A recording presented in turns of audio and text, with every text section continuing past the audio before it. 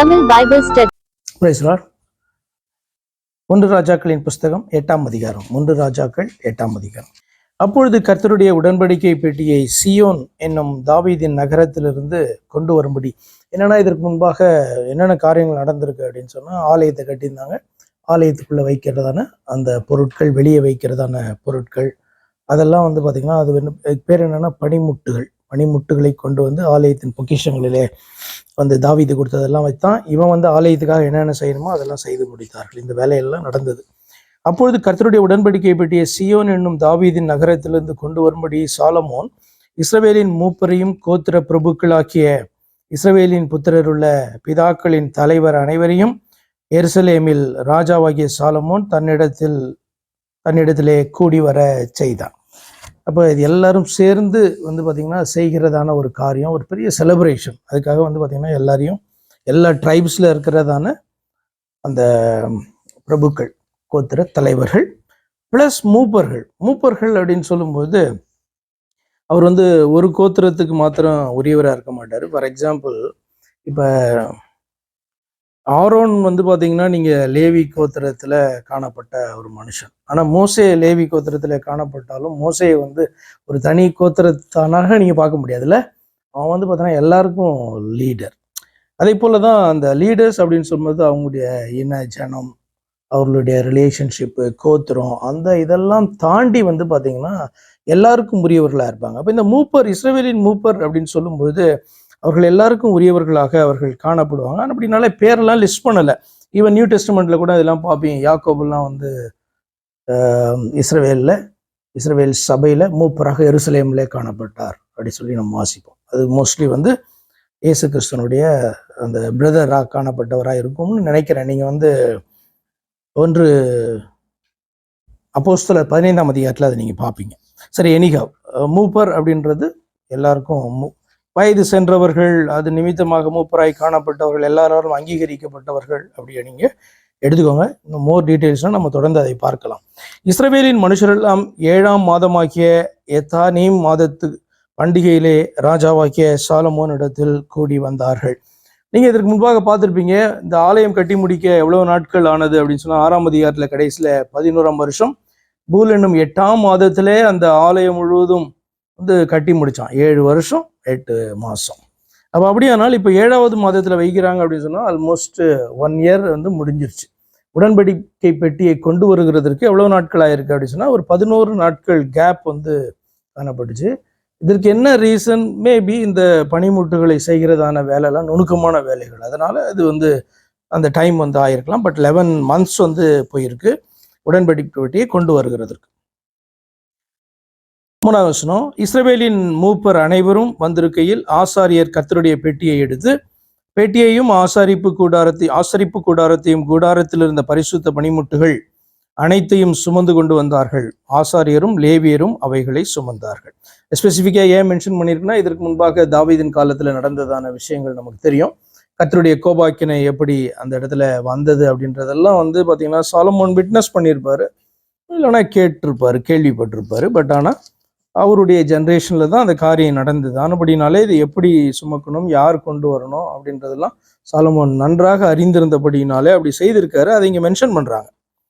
5ஆம் வசனம், ராஜாவாகிய சாலமோனும் அவனுடைய கூடின இஸ்ரவேல் சபை அனைத்தும் பெட்டிக்கு முன்பாக நடந்து எண்ணிக்கையும் கணக்கும் இல்லாத திரளான ஆடுகளையும் மாடுகளையும் பலியிட்டார்கள். அளவே கிடையாது, அந்த அளவுக்கு வந்து ஆடுகளையும் மாடுகளையும் பலியிடுறாங்க. அப்படியே ஆசாரியர்கள் கர்த்தருடைய உடன்படிக்கை பெட்டியை ஆலயத்தின் சந்நிதி ஸ்தானமாகிய மகா பரிசுத்த ஸ்தானத்திலே கேருபீன்களுடைய செட்டைகளின் கீழே கொண்டு வந்து வைத்தார்கள். தமிழ்ல வந்து சந்நிதி ஸ்தானமாகிய மகா பரிசுத்த ஸ்தானத்திலே அப்படி சொல்றாங்க. அது வந்து என்ன மீனிங்? அது சந்நிதி ஸ்தானம். சந்நிதினா இப்போ நம்ம இந்த வார்த்தையை வந்து இன்னைக்கு வரைக்கும் யூஸ் பண்ணிட்டு தான் இருக்கோம். தேவனுடைய சந்நிதியில அப்படின்லாம் சொல்றோம் இல்லையா? அவருடைய பிரசன்ஸ்ல, அவருடைய பாதத்துல அப்படின்றதான மீனிங். ஸோ இந்த இடத்துல வந்து சந்நிதி ஸ்தானமாகிய மகா பரிசுத்த ஸ்தானத்திலே அப்படின்னா என்ன அர்த்தம்?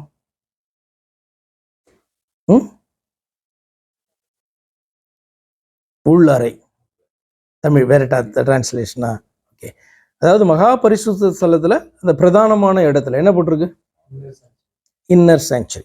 அப்போ சாங்சுரின்றது வந்து ஹோலி பிளேஸ். அப்போ அதுல முக்கியமான அந்த இடத்துல கிருபாசனத்தை குறித்து ஆண்டவர் பேசினார் இல்லையா? அதுக்கு முன்பாக கேருபீன்கள்லாம் அதை வந்து அப்படி மூடிட்டு இருக்கிற மாதிரி செய்ய சொன்னார். அதெல்லாம் பார்த்தோம். அப்போ அந்த இடத்துல என்று சொல்லி அர்த்தம்.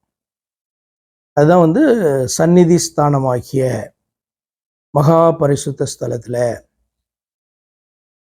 இப்போ இந்து கோயிலெல்லாம் கூட வந்து சொல்லுவாங்க இல்லையா, அது அந்த இடத்துக்கு பேர் என்ன சொல்லுவாங்க? கற்ப கிரகம், கருவறை அல்லது மூலஸ்தானம் அப்படி சொல்லுவாங்க இல்லையா? அப்படின்னா என்ன அர்த்தம்னா, முக்கியமான அந்த சென்டரான இடம். அதை விட வந்து முக்கியமான பிளேஸ் எதுவுமே கிடையாது அப்படின்றது தான் அதனுடைய மீனிங். அப்போ சந்நிதி ஸ்தானம் ஆகிய மகாபரிசுத்த ஸ்தானத்தில் என்ன பண்ணாங்க? கொண்டு வைத்தாங்க. கேருபீன்கள் பெட்டி இருக்கும் ஸ்தானத்திலே தங்கள் 2 செட்டைகளையும் விரித்து உயர இருந்து பெட்டியையும் அதன் தண்டுகளையும் மூடிக்கொண்டிருந்தது. தண்டுகளின் முனைகள் சந்நிதி ஸ்தானத்திற்கு முன்னாக பரிசுத்த ஸ்தலத்திலே காணப்படத்தக்கதாய், அப்படின்னு சொன்னா அவ்வளோ க்ளோஸா அப்படின்னு அர்த்தம். அந்த தண்டுகளை முன்னுக்கு இழுத்தார்கள், ஆகிலும் வெளியே அவைகள் காணப்படவில்லை. அவைகள் இந்நாள் வரைக்கும் அங்கேதான் இருக்கிறது. இந்நாள் வரைக்கும் அங்கே இருக்குதா? என்ன மீனிங் அது? இப்படி நீங்க வாசித்தீங்கன்னா என்ன அர்த்தம்? கரெக்ட். இதை எழுதும்போது இது வந்து பாத்தீங்கன்னா அங்க இருந்தது அப்படின்னா எருசலேம் தேவாலயமும் காணப்பட்டது, இடிக்கப்படலை. எருசலேம் தேவாலயம் காணப்பட்டபடினாலே அங்கே இருந்தது அப்படின்னு சொல்லிட்டு பார்க்கிறோம். உடனே வந்து பார்த்தீங்கன்னா இதை வந்து இன்னைக்கு அங்கே தான் இருக்குது அப்படின்ட்டு நம்ம தேடக்கூடாது, புரிந்து கொள்ள வேண்டும். ஏன்னா இது வரலாற்று புத்தகம், வேதத்திற்குள் காணப்படுகிற வரலாற்று புத்தகம். உடனே வரலாற்று புத்தகம் இது எது ஹிஸ்டரி புக்குன்னு நினைச்சிடக்கூடாது. சரி. இஸ்ரவேல் புத்திரர் எகிப்து தேசத்திலிருந்து புறப்பட்ட பின் கர்த்தர் அவர்களுடைய உடன்படிக்கை பண்ணுகிற போது மோசே ஓரேபிலே அந்த பெட்டியில் வைத்த 2 கற்பலகைகளே அல்லாமல் அதிலே வேறொன்றும் இருந்ததில்லை. இப்போ மோசே அங்க வைக்கும் போது என்னென்ன காணப்பட்டுச்சு? உடன்படிக்கை பெட்டிக்குள்ள கவனன்ட் பாக்ஸ் என்று சொல்வார்கள் அல்லவா, அதற்குள்ள என்ன காணப்பட்டது? 2 கற்பலகைகள். ஆமா, மண்ணா, கோல்டன் பாட்ல மண்ணா காணப்பட்டுச்சு. அப்புறம் ஆரோனின் துளிர்த்த கோல் காணப்பட்டது. இப்போ அதெல்லாம் இல்லை, வெறும் பலகைகள் மட்டும்தான். ஆலயத்துக்குள்ள கவனன்ட் பாக்ஸ் வரும்போது என்ன இருக்கும்னு நினைக்கிறீங்க? ஏன்னா இதனுடைய ஹிஸ்டரி நம்ம பார்த்துட்டே வரோம். இது எப்படி பிடிபட்டு போனது ஏலியினுடைய காலத்துல, பெலிஸ்தியர்கள் தேசத்துக்குள்ள அது போச்சு. அதை வந்து பாத்தீங்கன்னா அவர்கள் திறந்து பார்க்க முற்பட்ட போது பெரிய அடி விழுந்தது. அதுக்கப்புறம் இஸ்ரவேல் ஜனங்கள் இல்லை, அது போய் இருந்த போதே அந்த ஆலயத்துல கொண்டு போய் வச்சாங்க அடி. இப்போ ஒன்று எடுத்துட்டு போறாங்க அப்படின்னு சொன்னா யூஸ்வலா பார்ப்பாங்களா, பார்க்க மாட்டாங்களா? அவங்களுக்கு மாத்திரமல்ல, அதுக்கப்புறம் இஸ்ரவேல் தேசத்துக்குள்ள கொண்டு வந்தோன்னு இஸ்ரவேல் ஜனங்களும் அதை என்ன பண்றாங்க? ஓடி போய் பார்த்து நிறைய பேர் அந்த வாதைக்கு உட்பட்டார்கள் என்கிறதான சரித்திரத்தை. அதனாலதான் வந்து பாத்தீங்கன்னா பயந்து இதை வந்து ஆசரிப்பு கூடாரத்துக்கு கொண்டு வராம வச்சிருந்தாங்க. அப்புறம் தாவீது விருப்பப்பட்டு கொண்டு வந்தான். ஆனா சரியாக அந்த ஆர்டினன்ஸ் எல்லாம் ஃபாலோ பண்ணதுனால அடிபட்டது, 2 பேர் செத்தார்கள் என்று பார்க்கிறோம். அதற்கு பின்பு அது அவன் பேர் என்ன, ஓபேத் ஏதோம் அப்படின்ற வீட்டில் வந்து ரொம்ப நாள் இருந்தது. கர்த்தர் அந்த வீட்டை ஆசீர்வதித்தார். அதற்கு பின்பு ப்ராப்பரா தாவீது என்ன பண்றான், அங்கேருந்து கொண்டு வந்து ஆசரிப்பு கூடாரத்தில் வைக்கிறான். இதுதான் அதனுடைய காரியங்கள். அப்போ அந்த டைம்ல என்ன இல்லை அப்படின்னு சொன்னா அந்த 2ம் வந்து ஆரோனுடைய துளிர்த்த கோலும் வந்து இல்லை, மண்ணாவும் இல்லை. காரணம் என்ன அப்படின்னு சொன்னா, இப்போ இது வந்து கற்பலகையிலே செய்யப்பட்டதான காரியம், அது வந்து வானத்திலிருந்து இறங்கினதான மண்ணா. இதை வந்து அவர்கள் வனாந்திரத்திலே புசித்தார்கள் என்பதற்கு அடையாளமாய் கர்த்தர் வைத்தார். முறுமுறுப்பு வந்து தேவனுடைய பிள்ளைகள் மத்தியிலே இருக்கக்கூடாது. கர்த்தர் ஒரு காரியத்தை தெரிந்து கொள்ளும் போது என்று சொல்லி ஆரோனுடைய பக்கம் நின்று அந்த பெரிய ஒரு அற்புதத்தை ஆண்டவர் செய்து இது இஸ்ரவேல் ஜனங்கள் எல்லாருக்கும் தெரியணும் என்பதற்காக சந்நிதியில ஆரோனுடைய துளிர்த்த கோல் வைக்கப்பட்டது. இது எல்லாமே கிரைஸ்ட குறிக்குது அப்படின்ட்டு நம்ம பார்த்தோம். ஆனால் இப்பொழுது ஆலயத்துக்குள்ள வரும்போது அது 2ம் அது கிடையாது. சரி,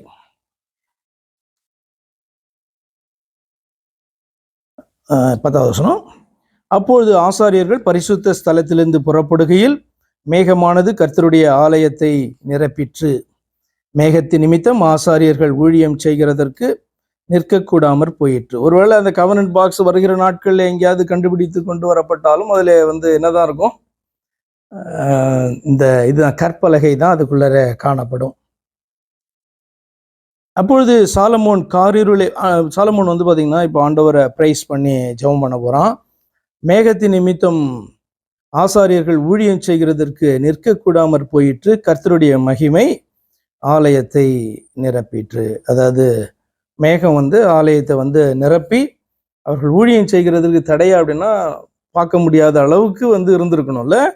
அப்போ ஊழியம் செய்ய அது டிஸ்டர்பன்ஸாக காணப்பட்டது தேவனுடைய மகிமையினாலே. அப்பொழுது சாலமோன், காரிருளிலே வாசம் பண்ணுவேன் என்று கர்த்தர் சொன்னார் என்றும், தேவரீர் வாசம் பண்ணத்தக்க வீடும் நீர் என்றைக்கும் தங்கத்தக்க நிலையான ஸ்தானமுமாகிய ஆலயத்தை உமக்கு கட்டினேன் என்று சொல்லி எப்படிதான் ஸ்டார்ட் பண்றோம். தேவரீர் வாசம் பண்ணத்தக்க வீடும் நீர் என்றைக்கும் தங்கத்தக்க நிலையான ஸ்தானமுமாகிய ஆலயத்தை உமக்கு கட்டினேன் என்று சொல்லி ராஜா முகம் திரும்பி இஸ்ரவேல் சபையெல்லாம் ஆசீர்வதித்தான். இஸ்ரவேல் சபையார் எல்லாம் நின்றார்கள். அவன் சொன்னது, இஸ்ரவேலின் தேவனாகிய கர்த்தருக்கு ஸ்தோத்திரம். என் தகப்பனாகிய தாவீதுக்கு தம்முடைய வாக்கினால் சொன்னதை தம்முடைய கரத்தினால் நிறைவேற்றினார். ரொம்ப ஃபேமஸான வேர்டு இல்லை? ஓகே. அப்பாட்ட என்ன வாக்குத்தத்தம் கொடுத்தாரோ அந்த வாக்குத்தத்தத்தை தேவனே நிறைவேற்றி முடித்தார். ஏனென்று சொன்னால் இது ஒரு மனுஷனால செய்யக்கூடியதான ஒரு காரியம் அல்ல, சக்சஸ்ஃபுல்லா. அவர் சொல்றான் திரும்ப, கர்த்தர், அவர்னா கர்த்தர், நான் என் ஜனமாகிய இஸ்ரவேலை எகிப்திலிருந்து புறப்பட பண்ணின நாள் முதற்கொண்டு என் நாமம் விளங்கும்படி ஒரு ஆலயத்தை கட்ட வேண்டும் என்று நான் இஸ்ரவேலினுடைய எல்லா கோத்திரங்களில் உள்ள ஒரு பட்டணத்தையும் தெரிந்து கொள்ளாமல் என் ஜனமாகிய இஸ்ரவேலின் மேல் அதிகாரியாய் இருக்கும்படி தாவீதையே தெரிந்து கொண்டேன் என்றார். இங்கிலீஷ்ல படிங்க, இது கரெக்டா இருக்கா அந்த டிரான்ஸ்லேஷன்? 16வது வசனம் 2வது பகுதி அட்லீஸ்ட்.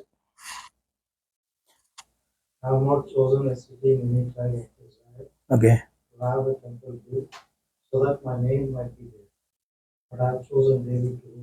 ஓகே, கரெக்டாக தான் இருக்கு. மேபி கேஜேவியா என்ஐவியா? என்ஐவி கரெக்டாக தான் இருக்கு. ஓகே. அப்போ வேற யாரையும் பட்டணத்தையோ வேற கோத்திரத்தையோ ஆண்டவர் இதற்காக தெரிந்து கொள்ளாமல் தாவீது என்கிற ஒரு மனுஷனை பார்த்தீங்கன்னா அதிபதியாக காரியத்தை செய்யறதுக்கு ஆண்டவர் என்ன பண்ணாராம்? தெரிந்து கொண்டார். இஸ்ரவேலின் தேவனாகிய கர்த்தரின் நாமத்திற்கு ஆலயத்தை கட்ட வேண்டும். நீங்க என்னைக்காவது யாராவது யோசித்திருக்கீங்களா தேவன் ஏன் ஆபிரகாமை தெரிந்து கொண்டார்னு நீங்க யோசித்திருக்கீங்களா? யோசித்து ஏதாவது பதில் கண்டுபிடிச்சிருக்கீங்களா? ஆபிரகாமை அத்தனை பேர் காணப்பட்டாங்க உலகத்துல. ஆபிரகாமை, ஒரு மனுஷனை இப்படி எடுத்துக்கோமே, ஆபிரகாமை தெரிந்து கொண்டார் என்று அறிவோம். ஏன் ஒரு மனுஷனை ஆண்டவர் தெரிந்து கொள்ளணும்? இதற்கு ஏதாவது காரணம், நோக்கம் காணப்படுதா? அவன் இருந்த நாட்களில் பெட்டரா இருந்தானா, ஆளா இருந்தானா, கொஞ்சம் பரிசுத்தவானா இருந்தானா? என்ன ஜென்னி, என்ன விஷயமா இருக்கும்? ஆபிரகாமை அல்லது ஒரு மனிதனை ஆண்டவர் தெரிந்து கொண்டதான நோக்கம் என்ன அப்படின்னு சொன்னா, இந்த பூமியில மனுக்குலத்தை ரட்சிக்கும்படியாய் தேவன் மனிதனாக வெளிப்படுவதற்கு யாரோ ஒருத்தனை தெரிந்து கொள்ளணும் ஆண்டவர். அப்ப இது பாத்தீங்கன்னா ஆபிரகாமுக்கு கொடுத்த அந்த வாக்குத்தத்தமே அப்படிதான் இருக்கும். உன் சந்ததியை நான் ஆசீர்வதிப்பேன், உன் சந்ததியின் மூலமாக, அதாவது ஒருவனின் மூலமாக இந்த பூமியில் உள்ள ஜனங்கள் எல்லாம் ஆசீர்வதிக்கப்படும். அது ஈசாக்குக்கு கொடுக்கப்பட்டதை போல இருக்கும். ஆனா ஈசாக்கு கிடையாது. ஈசாக்கு மூலயமா எல்லாரும் ஆசீர்வதிக்கப்படலை.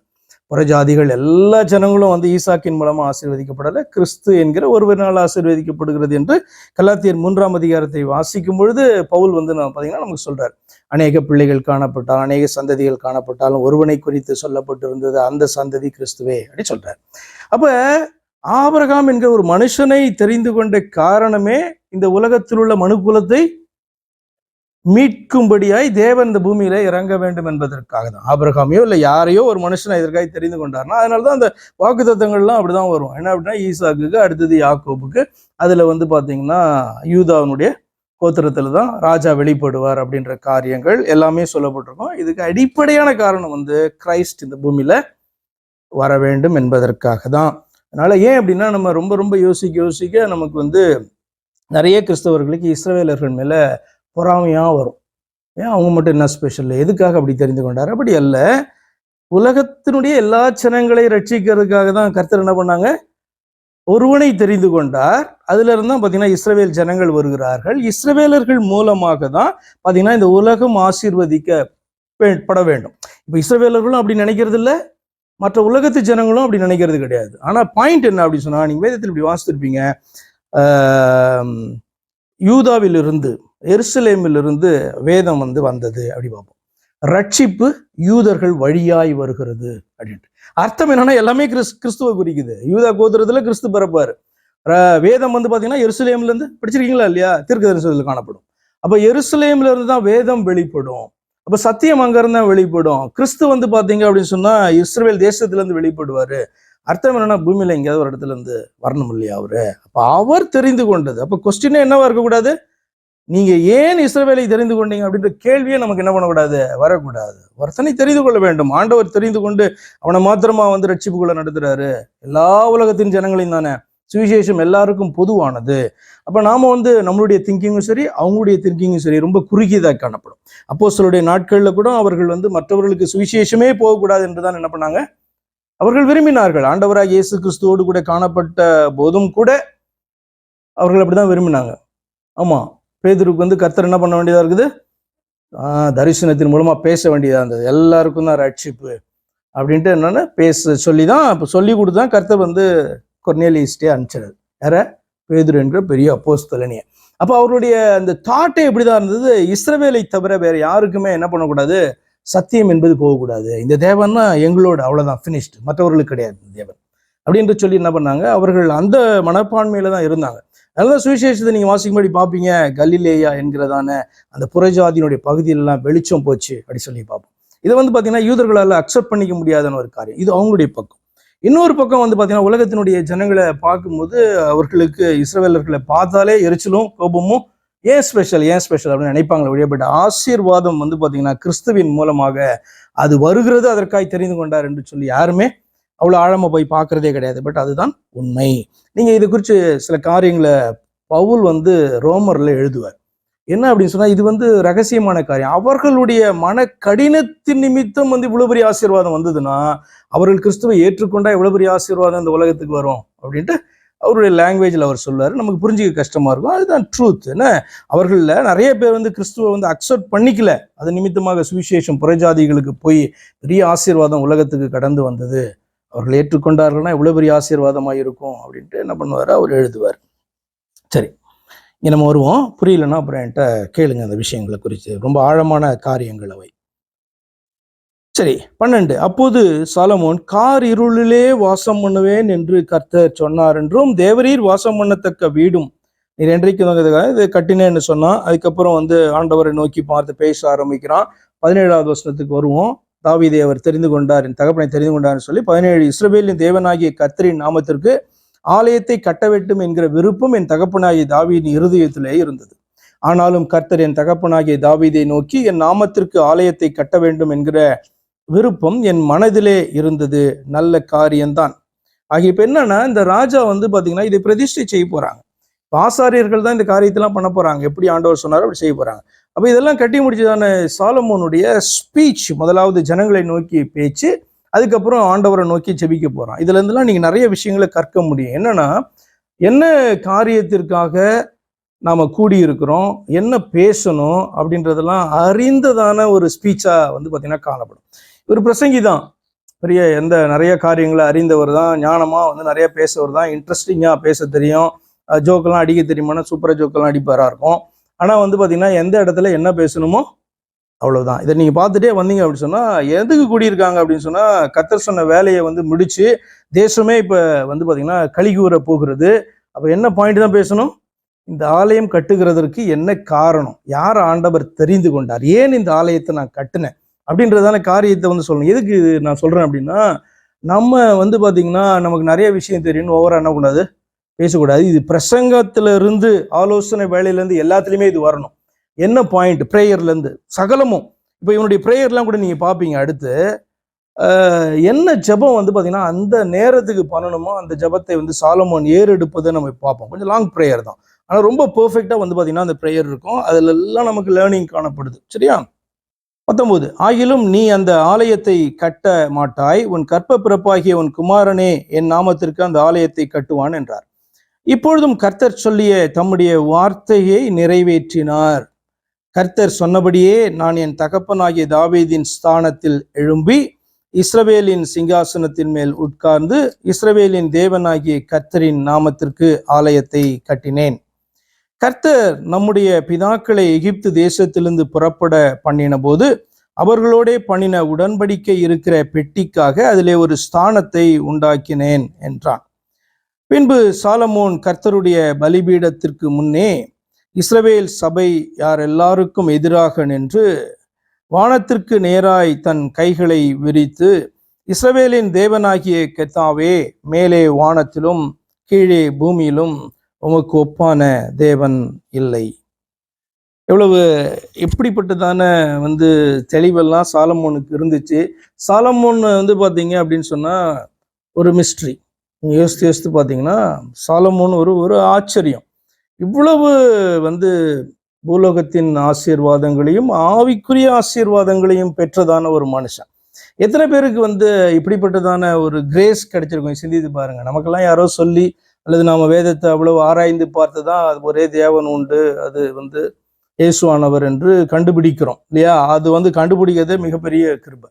ஆனா இவன்லாம் பாத்தீங்க அப்படி சொன்னா அப்படிப்பட்டதான ஒரு தேவனை அறிந்து ஆராதித்து கொண்டு வருகிற ஒரு கூட்டத்திலே பிறந்தவன் மாத்திரமல்ல, ஒரு இனத்திலே பிறந்தவன் மாத்திரமல்ல, அவனுடைய தகப்பனாகிய தாவீது பாத்தீங்கன்னா அந்த தேவனை அவ்வளவாய் நேசித்தவன்.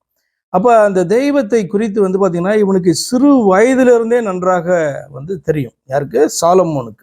அப்ப ஆவிக்குரிய படி பாத்தீங்கன்னா அந்த வளர்ச்சியும் சாலமோனுக்கு காணப்பட்டது. ஆனா இப்படிப்பட்டதான சாலமோன் விழுந்திருக்கிறான் அப்படின்னு சொல்லி நம்ம பார்க்கும் பொழுது, அதுதான் நான் மிஸ்ட்ரின்னு சொன்னேன். மிஸ்ட்ரி மாத்திரமல்ல, அது நமக்கெல்லாம் ஒரு பெரிய லெசன்.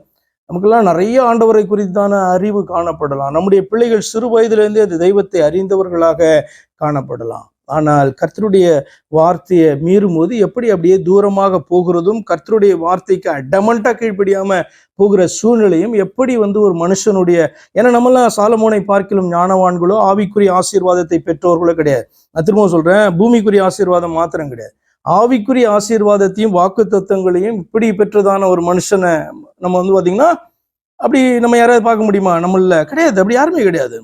இவ்வளவுக்கு நம்ம எல்லாம் புறஜாதியிலிருந்து ஆண்டவர்கிட்ட வந்திருக்கோம். எதுக்குன்னா அவ்வளவு ஜாக்கிரதையா இருக்கணும் அப்படின்னு பவுல் சொல்றாருல, நிற்கிறேன் என்று எண்ணுகிறவன் கீழே விழுந்துடாம ஜாக்கிரதையா இருக்கணும் நீ அப்படின்ட்டு பாத்தீங்கன்னா நம்மளை குறித்து சொல்லும் போது, அப்போ ஒவ்வொருவருக்கும் எவ்வளவுதான் நாலேஜ் காணப்படலாம், நமக்கு ரொம்ப வருஷமா இந்த ஆண்டவரை அறிந்து அன்பு செலுத்துவர்களாக காணப்படலாம். ஆனால் ஆண்டவருடைய பார்வையில் அந்த கீழ்ப்படிதல் என்பது எவ்வளவு முக்கியம்.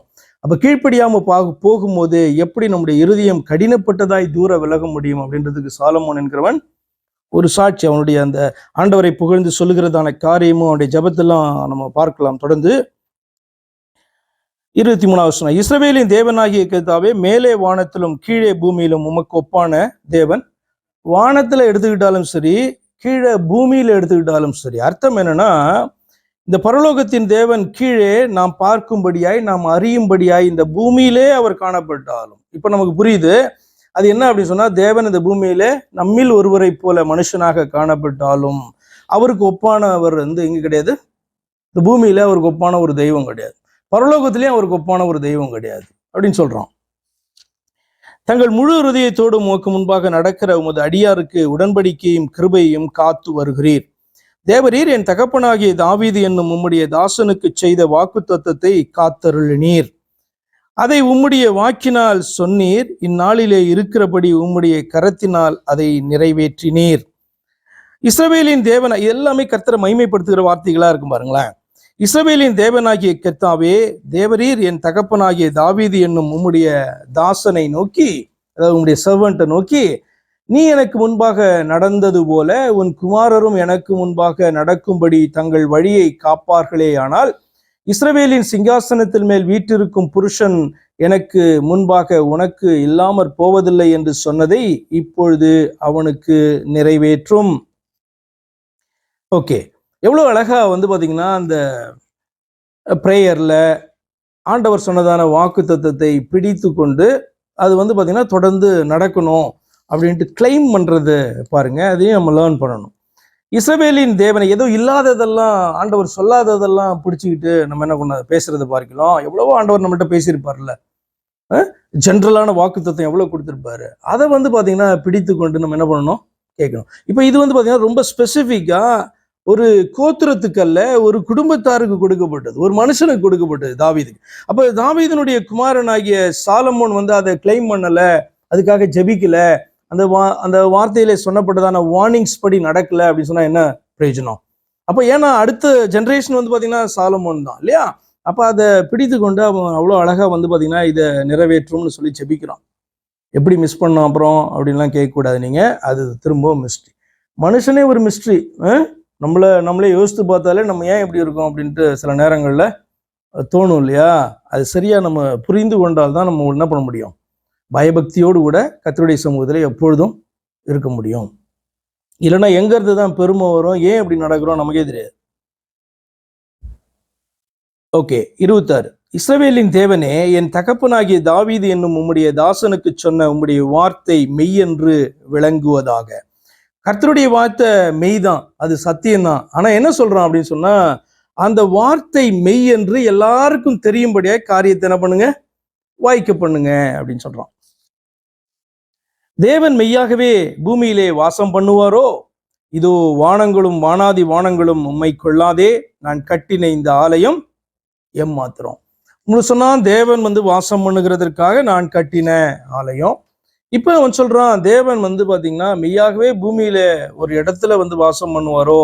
ஏன்னா வானாதி வானங்களும் உம்மை கொள்ளாதே, நான் கட்டின இந்த ஆலயம் ஏமாத்திரம். அப்ப அர்த்தம் என்னன்னா, தேவன் வந்து அந்த ஆலயத்தை கட்டினா அந்த ஆலயத்துல தான் வாசம் பண்ணுவாரு அப்படின்றதான மீனிங் கிடையாது. என்னன்னா ஸ்பெஷலி வந்து பாத்தீங்கன்னா விசேஷமாய் ஆண்டவர் வந்து காணப்படுகிறதான இடம், அப்படிதான் நம்ம எடுக்க முடியும். வழிய அங்க வந்து வாசம் பண்ணுகிறபடினாலே பூமியில எங்கேயும் இல்லை ஆண்டவர், பரலோகத்துல இல்லை அப்படின்னு நம்ம என்ன பண்ணக்கூடாது சொன்னோம்னு சொன்னா, நமக்கு வந்து ஆண்டவரை குறித்தான அந்த அறிவு கம்மியா இருக்குது. எங்கும் வாசம் பண்ணுகிறதான தேவன், எங்கும் வந்து வாசம் பண்ணுகிற இருக்கிற நிறைந்திருக்கிறதான தேவன் விசேஷமாய் அந்த இடத்துல வந்து பாத்தீங்கன்னா அவர் இறங்குகிறார், அங்க இருக்கிறார் அப்படின்னு சொல்லியார்.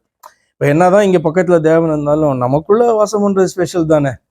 இப்ப இதை பார்த்து ஆலயம்னு ஆண்டவர் சொல்லலையா, ஆனா என்ன பார்த்து ஆலயம்னு சொல்றாரு. வித்தியாசம் புரியுதா உங்களுக்கு? அப்ப ஆண்டவர் இங்கேயும் இருக்கிறாரு, இங்கேயும் இருக்கிறாரு, என் மேலேயும் இருக்கிறாரு, என்னை சூழ்ந்து இருக்கிறார், ஆனால் எனக்குள்ளும் இருக்கிறார். ஏன் என்று சொன்னால் இங்கே இருக்கிறது எனக்கு தெரியாது, ஆனா எனக்குள்ள வாசம் பண்ணுகிறது எனக்கு புரியுது இல்லையா? அப்ப இதுதான் வித்தியாசம். அப்ப இந்த வார்த்தையை வேறு விதமா என்ன பண்ணக்கூடாது, எடுத்து ஒரு இடத்துல போனாதான் ஆண்டவரை பார்க்க முடியும் அப்படின்ட்டு என்ன பண்ணக்கூடாது, அப்படி யோசிக்க கூடாது. விசேஷமாய் கத்துறங்க இருக்கிறதான இடம். இப்படி கூட எடுத்துக்கோங்களேன், எங்கே 2-3 பேர் என் நாமத்தினாலே கூடுகிறீர்களோ அங்கே உங்கள் நடுவில் அப்படி சொல்றாருல்ல. அப்படின்னா அதுக்கு முன்னாடி அந்த இடத்துல இல்லை அப்படின்னு என்ன பண்ணக்கூடாது, எடுக்கக்கூடாது. என்ன அப்படின்னா விசேஷமாக உன்னுடைய அந்த ஜபத்தை கேட்கிறதற்காக நான் அங்க இருக்கிறேன் அப்படி சொல்றாரு ஆண்டவர். விசேஷமாய் தேவ பிள்ளைகள் கூடுகிற இடத்துல கர்த்தர் இருக்கிறார் என்பது உண்மை. ஆனா மற்ற இடத்துல இல்லையான்னு கேட்க கூடாது. எல்லா இடத்திலும் இருக்கிறவர் கூடுகிற இடத்துல விசேஷமாய் நம்மளை பார்க்கறதுக்கு, நம்மளை கவனிக்கிறதுக்கு, நம்முடைய வேண்டுதலுக்கு செவி கொடுக்கும்படியாக அப்படி இருக்கிறார் என்பதுதான் அதனுடைய அர்த்தம். 28. என் தேவனாகிய கர்த்தாவே, உமது அடியேன் இன்று உமது சந்நிதியில் செய்கிற விண்ணப்பத்தையும் மன்றாட்டையும் கேட்டு உமது அடியேனுடைய விண்ணப்பத்தையும் வேண்டுதலையும் திருவுளத்தில் கொண்டருளும். அதாவது அப்படியே வந்து பாத்தீங்கன்னா தேவனுடைய இருதயத்துல, அதாவது அவருடைய இருதயத்துல அது அப்படியே காணப்படணுமா. உமது அடியேன் இவ்விடத்திலே செய்யும் விண்ணப்பத்தை கேட்கும்படி என்னுடைய நாமம் விளங்குமென்று நீர் சொன்ன ஸ்தலமாகிய இந்த ஆலயத்தின் மேல் உம்முடைய கண்கள் இரவும் பகலும் திறந்திருப்பதாக. அப்ப அவன் சொல்றதுலயே உங்களுக்கு புரியுது, தேவன் உள்ள மாத்திரம் கிடையாது. தேவன் வந்து பாத்தீங்கன்னா பரலோகத்திலிருந்து பார்க்கும்போது அவருடைய கண்கள் திறந்திருக்கணுமா அந்த விசேஷமான இடத்துல. உமது அடியானும் இந்த ஸ்தலத்திலே விண்ணப்பம் செய்ய போகிற உமது ஜனமாகிய இஸ்ரவேலும் பண்ணும் ஜபத்தை கேட்டருளும். அப்படியானால் என்ன அர்த்தம், இந்த நேரத்துல இவர்கள் ஏறெடுக்கிறதான இந்த ஜபம் சாலமோன் தான் பண்றான், ஆனா எல்லாரும் என்ன பண்றாங்க, இணைந்து கொள்கிறாங்க. ஒரு குரூப் பிரேயர், ஆனா ஒருத்தர் ரெப்ரசன்ட் பண்றாங்க. அப்ப எல்லாரும் அந்த ஜபத்துல இணைந்து இருக்கணும். நாட் ஓன்லி தட், பின்னால வந்து பாத்தீங்கன்னா சாலமோன் வந்து அங்க ஜெபம் பண்ணாலும் சரி, மற்றவர்கள் யாரு வந்து ஜெபம் பண்ணாலும் சரி, கர்த்தர் கேட்கணும்ட்டு என்ன பண்றான், அதை வந்து பேசுகிறான். பரலோகமாகிய உம்முடைய வாசஸ்தலத்திலே அதை நீர் கேட்பீராக, கேட்டு மன்னிப்பீராக. எவ்வளவு தெளிவா வந்து காணப்படுறாங்கன்றது கொஞ்சம் பாருங்களேன். இப்ப தேவன் வாசம் பண்ணுகிறதற்கு ஒரு ஆலயத்தை கட்டின மனுஷன் சொல்லுகிறான், எங்கும் அவர் நிறைந்திருக்கிறார், அதாவது வானாதி வானங்களும் அவரை கொள்ளாதிருக்க என்று சொல்லுகிறவன் பரலோகத்துல இப்ப அவர் வீற்றிருக்கிறார் என்று சொல்லுகிறான். அப்ப இதுல பாத்தீங்கன்னா திருத்துவம்லாம் அடிபட்டுருச்சுல்ல. எவ்வளவு கிளியரான ஒரு தேவனை குறித்து தானே. எங்கேயும் இருக்கிறவர் அவர் தான், இங்க வாசஸ்தலத்துக்குள்ளார வந்தாலும் அவர் தான், பரலோகத்துல இருந்து பார்க்கறதும் அவர் தான் ஒருவர் இல்லையா. அப்போ இந்த தெளிவு வந்து எங்க நியூ டெஸ்ட்மெண்ட்டுக்கு வரும்போது எப்படி போச்சு, ஓகே. பரலோகமாகிய உம்முடைய வாசஸ்தலத்தில் அதை நீர் கேட்பீராக, கேட்டு மன்னிப்பீராக. ஒருவன் தன் அயலானுக்கு குற்றம் செய்திருக்கையில் இவன் அவனை ஆணையிடச் சொல்லும்போது அந்த ஆணை இந்த ஆலயத்திலே உம்முடைய பலிபீடத்திற்கு முன் வந்தால் அப்பொழுது பரலோகத்தில் இருக்கிற தேவரீர் கேட்டு துன்மார்க்கனுடைய நடக்கையை அவன் தலையின் மேல் சுமர பண்ணி அவனை குற்றவாளியாக தீர்க்கவும் நீதிமானுக்கு அவனுடைய நீதிக்கு தக்கதாய் செய்து அவனை நீதிமானாக்கவும் தக்கதாய் உமது அடியாரை நியாயம் தீர்ப்பீராக. இது பாத்தீங்கன்னா ராஜா நியாயம் தீர்ப்பான், நியாயாதிபதிகள் நியாயம் தீர்ப்பாங்க. அங்க உள்ள காணப்படுகிறது. இப்ப வேத வார்த்தைகளின் படி பாத்தீங்கன்னா ஆசாரியர்கள் இந்த காரியத்தெல்லாம் செய்வாங்க. ஆனா பாத்தீங்கன்னா அவன் என்ன சொல்றான், யார் பண்ணாலும் அது பண்றது தேவன் செய்கிறதை போல வேத வசனத்தின்படி அவைகள் காணப்பட வேண்டும். அதுதான் அந்த வார்த்தை. உமது அடியாரை நியாயம் தீர்ப்பீராக. 33. உம்முடைய ஜனங்களாகிய இஸ்ரவேலர் உமக்கு விரோதமாக பாவம் செய்தது நிமித்தம் சத்ருவுக்கு முன்பாக முறிந்து போய் உம்மிடத்திற்கு திரும்பி உம்முடைய நாமத்தை அறிக்கை பண்ணி இந்த ஆலயத்துக்கு நேராக உம்மை நோக்கி விண்ணப்பத்தையும் வேண்டுதலையும் செய்தால் பரலோகத்தில் இருக்கிற தேவரீர் கேட்டு உம்முடைய ஜனமாகிய இஸ்ரவேலின் பாவத்தை மன்னித்து அவர்கள் பிதாக்களுக்கு நீர் கொடுத்த தேசத்துக்கு அவர்களை திரும்ப வர பண்ணுவீராக. இது விசேஷமான ரெக்வஸ்ட் எல்லாம் கிடையாது. என்னன்னா ஆண்டவர் ஏற்கனவே ஆகமத்திலே சொல்லி இருக்கிறதான காரியம். அவருக்கு விரோதமான காரியங்களை பண்ணும்போது அவர்கள் பாத்தீங்கன்னா சிறைப்பட்டு போவார்கள், சிதறடிக்கப்படுவார்கள். போகிற இடத்துல இருந்து அவர்கள் மனம் திரும்பி ஆண்டவரை நோக்கி பார்க்கும் பொழுது திரும்பவும் கொண்டு வருவேன் அப்படின்னு ஆண்டவர் சொன்னார் பார்த்தீங்களா. அதை பாத்தீங்கன்னா ஒருத்தன் வைத்து ஜெபம் பண்றான் அப்படின்னு சொன்னா இதெல்லாம் நடக்கவே இல்லை. எல்லாம் செழிப்பா இப்பதான் இருக்காங்க, கோல்டன் பீரியட் நடக்கல. ஆனால் இதை வைத்து ஒருத்தன் ஜெபம் பண்றான் அப்படின்னு சொன்னா அந்த வார்த்தைகளே அவன் விசுவாசிக்கிறான்னு அர்த்தம். உபாகம் 28 எடுத்துட்டீங்கன்னா அதுல ஆண்டவர் பேசி இருந்தார். அதே மாதிரி மோசே பாத்தீங்கன்னா நீங்க இப்படி பண்ணுவீங்க அப்படின்னு சொன்னோம். மோசே அவர்கள் எல்லாம் ஆசீர்வதித்து சொல்லும் போது அதே மாதிரி யோசுவா பாத்தீங்கன்னா சொல்லுவான், நானும் என் வீட்டாருமோ என்றால் கர்த்தரையே சேவிப்போம், எல்லாரும் நாங்களும் சேவிப்போம் அப்படின்னு எல்லாரும் என்ன பண்ணுவாங்க, சொல்லுவாங்க, ஆணையிடுவாங்க. யோசுவா சொல்லுவான், நீங்க சேவிக்க மாட்டீங்க அப்படின்னு சொல்லுவான். அதெல்லாம் ப்ராஃபட்டிக்கல் வேர்டு. அப்போ இந்த ஜனங்க இப்படிதான் செய்வாங்க, இப்படிதான் போவாங்க அப்படின்ட்டு ஆண்டவர் ஏற்கனவே சொன்ன காரியத்தை மோசேயும் யோசுவாவும் சொன்னார்கள். அப்போ இருக்கிற சூழ்நிலையை பார்த்தீங்கன்னா இந்த ஜனங்க இப்படி போகவே மாட்டாங்க அப்படின்ட்டு நமக்கு தோணும். ஆனால் அப்படிதான் அவர்கள் போனார்கள். அப்போ அந்த வார்த்தைகளை பார்த்தீங்கன்னா சொல்லப்பட்டதான அந்த காரியங்களையும் அந்த தீர்க்க தரிசனங்களையும் பார்த்தீங்கன்னா ஒரு மனுஷன் நம்பினாதான் இப்படி பார்த்தீங்கன்னா ஜெபிக்க முடியும். கரெக்டா இல்லையா? அந்த 33ஆம் வசனம் திரும்ப நீங்க தியானித்துக் கொள்ளுங்க. அப்புறம் 33 34 வரைக்கும்.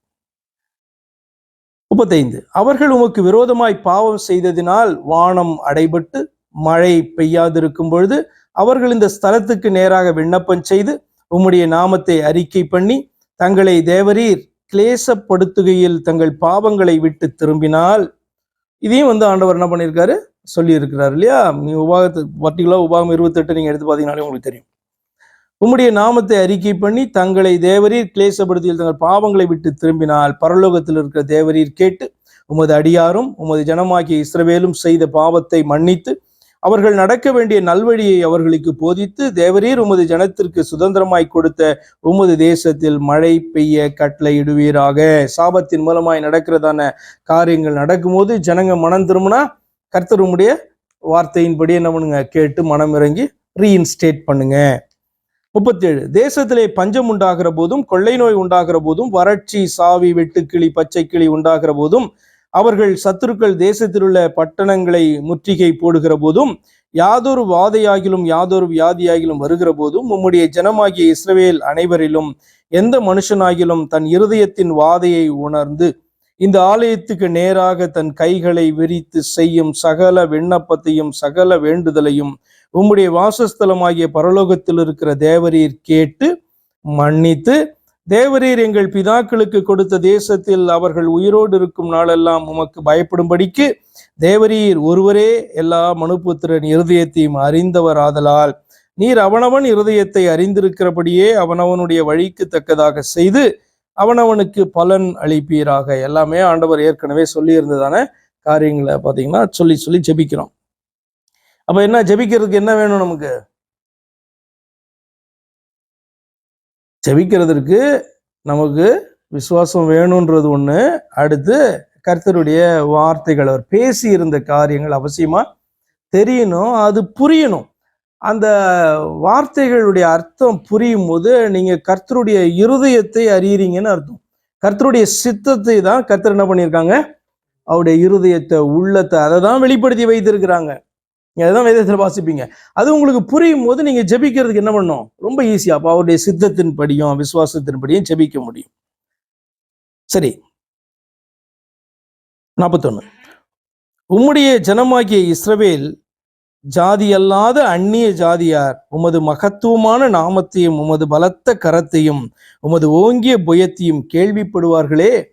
அப்படி கொத்த அந்நிய ஜாதியானும் உமது நாமத்தின் நிமித்தம் தூர தேசத்திலிருந்து வந்து இந்த ஆலயத்துக்கு நேராக விண்ணப்பம் பண்ணினால், உமது வாசஸ்தலமாகிய பரலோகத்தில் இருக்கிற தேவரீர் அதை கேட்டு பூமியின் ஜனங்கள் எல்லாரும் உம்முடைய ஜனமாகிய இஸ்ரவேலை போல உமக்கு பயப்படும்படிக்கும் நான் கட்டின இந்த ஆலயத்துக்கு உம்முடைய நாமம் தரிக்கப்பட்டதென்று அறியும்படிக்கும் உம்முடைய நாமத்தை அறியத்தக்கதான அந்த அந்நிய ஜாதியான் உம்மை நோக்கி வேண்டிக் கொள்வதின் படியெல்லாம் தேவரீர் செய்வீராக. ஒரு பேதுருக்கு இல்லாததான ஒரு நாலேஜ், அப்போஸ்தலனுக்கு இல்லாத நாலேஜ் சாலமோனுக்கு வந்து பார்த்தீங்கன்னா காணப்பட்டிருக்கு. வயசை குறித்து சொல்லலை, நாலேஜே சொல்றேன். அப்போ புதிய ஏற்பாட்டின் நாட்களில வந்து பார்த்தீங்கன்னா காணப்பட்டதான, ஆதியில காணப்பட்டதான அவர்கள் பரிசுத்தாவை பெறுகிறதற்கு முன்பாக, அப்போ அவர்களுக்கு இந்த நாலேஜ் இல்லையே. ஆனால் வந்து பார்த்தீங்கன்னா பரிசேயர்களுக்கு அந்த நாலேஜ் இல்லையே, வேதபாரகருக்கு அந்த நாலேஜ் இல்லையே. ஆனால் வந்து பார்த்தீங்கன்னா சாலமோனுக்கு வந்து இது காணப்பட்டிருக்கு. அந்நிய ஜனங்களுடைய ரட்சிப்பை குறித்தும் அவர்கள் எப்படி இந்த தேவனிடத்திலே அவர்கள் திரும்பினால் அவர்கள் வந்து காக்கப்படலாம் என்பதை குறித்தும் பேசுறான் ஜெபத்துல. 14. நீர் உம்முடைய ஜனங்களை அனுப்பும் வழியிலே அவர்கள் தங்கள் சத்துருக்களோட யுத்தம் பண்ண புறப்படும் போது நீர் தெரிந்து கொண்ட இந்த நகரத்திற்கும் உம்முடைய நாமத்திற்கும் நான் கட்டின இந்த ஆலயத்துக்கு நேராக கர்த்தரை நோக்கி விண்ணப்பம் பண்ணினால், பரலோகத்தில் இருக்கிற தேவரீர் அவர்கள் விண்ணப்பத்தையும் வேண்டுதலையும் கேட்டு அவர்கள் நியாயத்தை விசாரிப்பீராக. இப்போ இதெல்லாம் வந்து எதை குறிக்குது? இப்போ தானியேல் வந்து அந்நிய தேசத்துல போகும்போது பார்த்தீங்கன்னா ஜன்னலை திறந்து வச்சு எருசலேமை நோக்கி ஜெபம் பண்ணுவோம், பார்த்துருக்கீங்களா நீங்க? இப்போ இது எதை குறிக்குது? இந்த நாட்கள்ல நம்ம எருசலேமை நோக்கி இது ஜெபம் பண்ணணுமா? எதை குறிக்கிறது? இது என்ன நினைக்கிறீங்க? இது எதை குறிக்குது அப்படின்னு சொன்னா, நம்முடைய இருதயம் வந்து கர்த்தரை நோக்கி திரும்புகிறதை குறிக்குது. பிரச்சனையில இருக்காங்க, அடிமைத்தனத்துக்கு போறாங்க, சிறைப்படுகிறார்கள், பாவத்தின் நிமித்தம் வந்து சாபம் வருகிறது. அப்போ வந்து என்ன பண்ணணும்? கர்த்தரை நோக்கி அவர்கள் திரும்ப வேண்டும், அவருடைய இருதயம் திரும்ப வேண்டும் என்பதை தான் அது குறிக்கிறது. 44. பாவம் செய்யாத மனுஷன் இல்லையே, ஆகையால் அவர்கள் உமக்கு விரோதமாக பாவம் செய்து தேவரீர் அவர்கள் மேல் கோபம் கொண்டு அவர்கள் சத்துருக்கள் கையில் அவர்களை ஒப்பு கொடுத்து அந்த சத்துருக்கள் அவர்களை துரத்திலாகிலும் தூரத்திலாகிலும் சமீபத்திலாகிலும் இருக்கிற தங்கள் தேசத்துக்கு சிறைபிடித்து கொண்டு போகும்போது அவர்கள் சிறைப்பட்டு போயிருக்கிற தேசத்திலே தங்களில் உணர்வடைந்து மனம் திரும்பி நாங்கள் பாவம் செய்து அக்கிரமம் பண்ணி துன்மார்க்கமாய் நடந்தோம் என்று தங்கள் சிறையிருப்பான தேசத்திலே உம்மை நோக்கி வேண்டுதல் செய்து. இவ்வளவு அழகா இருக்கு பார்த்தீங்களா அந்த வார்த்தை? எப்படின்னா, அந்த தேசத்திலேருந்து அவர்கள் என்ன பண்ணுவான், உணர்வடைந்து மனம் திரும்பி. சும்மா நான் மனம் திரும்பிட்டேன்னு சொல்றது கிடையாது. யாரோ வந்து பார்த்தீங்கன்னா வந்து இது பண்றதுனால ஒரு எமோஷன் ஆகி இது பண்றது கிடையாது. என்னன்னா, புரிந்து கொண்டு தாங்க ஏன் இந்த நிலையில நாங்கள் வந்திருக்கோம், எப்படிப்பட்ட தேவனுடைய கரத்தில் இருந்தோம், ஏன் இப்படி வந்து கொண்டு வந்து அந்நிய ஜாதியார் அந்நிய தெய்வத்தை வணங்குகிற இடத்திலே வந்து சிறுமைப்படுத்தி ஆண்டவர் வைத்திருக்கிறார் என்றதெல்லாம் குறித்து அவர்கள் புரிந்து கொண்டு அவர்கள் மனம் திரும்பி ஆண்டவரை நோக்கி அவர்கள் தங்களுடைய பாவத்தை உணர்ந்து இப்படி எல்லாம் வந்து பாத்தீங்கன்னா நாங்கள் அக்கிரமம் பண்ணி துன்மார்க்கமாய் நடந்தோம் என்று அங்கிருந்து பாத்தீங்கன்னா ஆண்டவரை நோக்கி வேண்டுதல் செய்தாங்கன்னா, 48 வசனம், தங்களை சிறைபிடித்துக் கொண்ட தங்கள் சத்துருக்களின் தேசத்திலே தங்கள் முழு இருதயத்தோடும் தங்கள் முழு ஆத்மாவோடும் உம்மிடத்தில் திரும்பி தேவரீர் தங்கள் பிதாக்களுக்கு கொடுத்த தங்கள் தேசத்திற்கும் தேவரீர் தெரிந்து கொண்ட இந்த நகரத்திற்கும் உம்முடைய நாமத்திற்கு நான் கட்டின இந்த ஆலயத்திற்கும் நேராக உம்மை நோக்கி விண்ணப்பம் பண்ணும்போது உமது வாசஸ்தலமாகிய பரலோகத்தில் இருக்கிற தேவரீர் அவர்கள் விண்ணப்பத்தையும் வேண்டுதலையும் கேட்டு அவர்கள் நியாயத்தை விசாரித்து உம்முடைய ஜனங்கள் உமக்கு விரோதமாக செய்த பாவத்தையும் அவர்கள் உம்முடைய கட்டளையை மீறிய அவர்கள் துரோகங்களையும் எல்லாம் மன்னித்து அவர்களை சிறைபிடித்து கொண்டு போகிறவர்கள் அவர்களுக்கு இறங்கத்தக்கதான இரக்கத்தை அவர்களுக்கு கிடைக்க பண்ணுவீராக. நம்ம எப்படியாவது கொண்டு வந்துருங்க ஆண்டவர். அங்க நம்முடைய ஜெபம் நார்மலா எப்படி இருக்கும், ரொம்ப ஷார்ட்டா பண்றோம், ரொம்ப எல்லாம் எலாபரேட் பண்ண வேணான்றதுக்காக சிம்பிளாக என்ன பண்ணோம், அங்கே கொண்டு போயிட்டாங்க ஆண்டவரை. அப்படி என்னுடைய சந்ததியில் யாரையாவது கொண்டு போயிட்டாங்கன்னா ஆண்டவர் என்ன பண்ணும், அவங்கள அடிச்சு நொறுக்கி எப்படியாவது என்ன பண்ணுங்க. எவ்வளோ கரெக்டான ப்ரேயர் பாருங்களேன். என்ன பண்ணோம், அவர்கள் மனம் திரும்ப வேண்டும், உணரணும், மனம் திரும்ப வேணும். நாங்கள் அக்கிரமம் செஞ்சோம், அதனால தான் இப்படி நடந்தது என்று சொல்லி ஆண்டவரை நோக்கி அவர்கள் பார்க்கும் பொழுது அந்த தேசத்துல காணப்படுகிறவர்களுடைய கண்களிலே தயை கிடைத்து அவர்கள் என்ன பண்ணணுமா, இப்படியே நடந்துச்சா இல்லையா நேபுகாத்நேச்சருடைய கண்களில. அதுக்கு பின்பு வந்ததான மேதிய பெர்ஷிய ராஜ்யத்திலே காணப்பட்டதான தரியு மகாராஜா, இவங்களுடைய கண்கள்லாம் தயவு கிடைச்சதா இல்லையா? தயவு கிடைச்சதுனால தான் திரும்ப பார்த்தீங்கன்னா ஆண்டவர் கொண்டு வந்தார். அப்போ இந்த ப்ரேயரை பாருங்களேன், எவ்வளோ பவர்ஃபுல் ப்ரேயரு, அந்த டைமில் செய்யப்பட்டதான ஜெபம். இவைகளெல்லாம் கர்த்தருடைய வார்த்தையை வைத்து வைத்து வைத்து வைத்து ஜெபிக்கிறதான காரியமாக இருக்கு. அவர்களுக்கு இறங்கத்தக்கதாக இரக்கத்தை அவர்களுக்கு கிடைக்க பண்ணுவீராக அப்படி சொல்றான் 10. அவர்கள் எகிப்து என்கிற இரும்பு காலவாயின் நடுவில் இருந்து தேவரீர் புறப்பட பண்ணின உம்முடைய ஜனமும் உம்முடைய சுதந்திரமுமாய் இருக்கிறார்களே. அவங்க இப்போ பாவம் பண்ணி இப்படி இருக்காங்க ஆண்டவரே, ஆனால் அவங்க வேற யாரும் கிடையாது, நீங்க அங்க மனமிறங்கி நீங்க கொண்டு வந்தீங்களே அந்த கூட்டத்தினுடைய சந்ததிகள் தான் அவங்க அப்படின்ட்டு அவருக்கு தெரியாதானே? தெரியும். அதை கிளைம் பண்றான். அதாவது ஆபிரகாம், ஈசாக், யாக்கோப் என்பவர்களுடைய பிள்ளைகள் ஆண்டவரே அவர்கள் அப்படின்ட்டு என்ன பண்றான், கிளைம் பண்றான். அவர்கள் உம்மை நோக்கி வேண்டிக் கொள்வதின்படியெல்லாம் தேவரீர் அவர்களுக்கு செய்யும்படி உம்முடைய கண்கள் உமது அடியானின் வேண்டுதலுக்கும் உமது ஜனமாகிய இஸ்ரவேலின் வேண்டுதலுக்கும் திறந்திருப்பதாக.